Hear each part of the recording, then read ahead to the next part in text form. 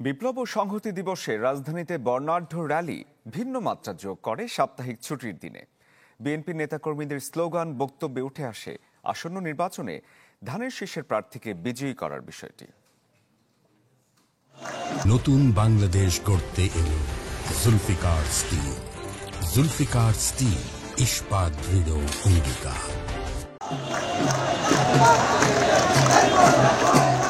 5 August পরবর্তী নতুন সময়ে দ্বিতীয়বারের মতো বিপ্লব ও সংহতি দিবসে বিএনপির এমন স্বতঃস্ফূর্ত আয়োজন ঢাকার বুকে, যেখানে ফুটিয়ে তোলার চেষ্টা করা হয় 75-এর আজকের এই দিনটিকে। ছিল ফ্যাসিবাদ শাসনামলের নানা চরিত্র।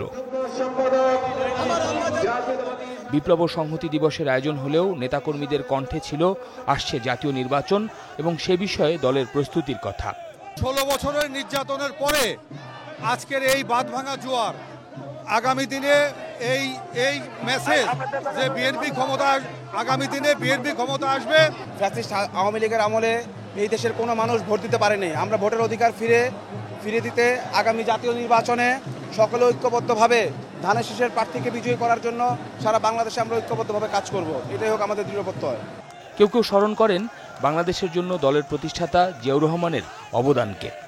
1975 সালের 7 নভেম্বর সিপাহী জনতা বিপ্লবের মাধ্যমে দেশের স্বাধীনতা, সার্বভৌমত্ব, গণতন্ত্র এবং নব্য আধিপত্যবাদ এবং আগ্রাসনের কবল থেকে প্রিয় সদস্য রক্ষা পায়।